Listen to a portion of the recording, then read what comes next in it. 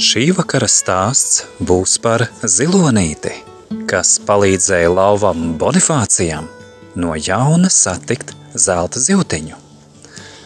Notika, ka nākamajās brīvdienās, kad lauva Bonifācijs apciemoja savu vecmāmiņu, tajā salā lauva no jauna satika arī mazos bērniņus, kas no viņa gaidīja kārtējos brīnumus, ko lauva, protams, parādīja. Taču lauva satika arī ziloni, un kad viņi savā starpā sarunājās, tad atklājās, ka lauva Bonifācijs ļoti ilgojās no jauna redzēt zelta zivtiņu, un viņš devās ierastajā ceļā.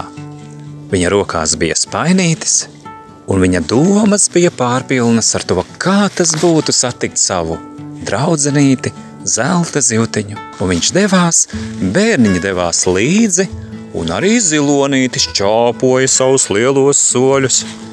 Viņi visi gāja kopā un pa ceļam sarunājās. Man ir ideja, sacīja zilonis. Šodien diena jau ir galā, vakars ir klāt, bet varbūt rītdien no agra rīta mēs varētu iet no jauna kopā, un tad varētu paciemoties pie zivtiņas, viņas ūdens pasaulē.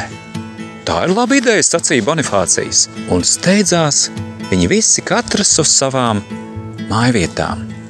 Taču jaunam rītam pienākot, lauva Bonifācijs pastāstījis par saviem lielajiem nodomiem vecmāmiņai, teica tā, un devās kopā ar saviem draugiem ceļojumā pie zelta zivtiņas. Drīz ierunājās zilonis. Viņš sacīja, ka viņam ir tiešām viņa prāta laba ideja, kā viņš varētu palīdzēt lauvam Bonifācijam satikt zelta zivtiņu. Kāda tā būtu ideja, jautāja pārējie.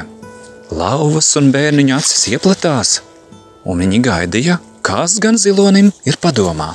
Un zilonis teica, tev, lauva Bonifācija, ir spainītis, pareizi, jā gan, bet man ir snuķis, un es ar savu snuķi varu palīdzēt satikt zivtiņu, jo es to ūdeni, kas ir tur, varu tā sakustināt, ka zivtiņa pavisam noteikti pamanīs mani, un tad pamanīs mūs visus. Vai tas varētu būt labs plāns, jautāja zilonītis. Tad redzēsim, sacīja lauva, un viņi devās un dungoja ierasto dziesmiņu. Un tad, kad tas bija noticis, nonākot pie ūdens, zilonītis ķērās pie darbiņa.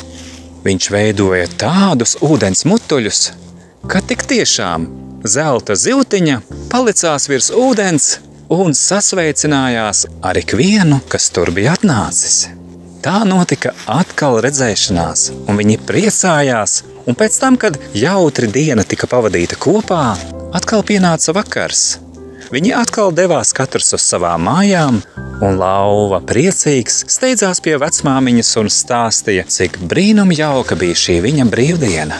Kas notika turpinājumā, tas būs jau atkal kādas citas reizes stāsts. Bet ar labu nakti tavās mājās. Ar labu nakti, mani bērni, mani mīļie bērniņi. Ar labu nakti tavās mājās.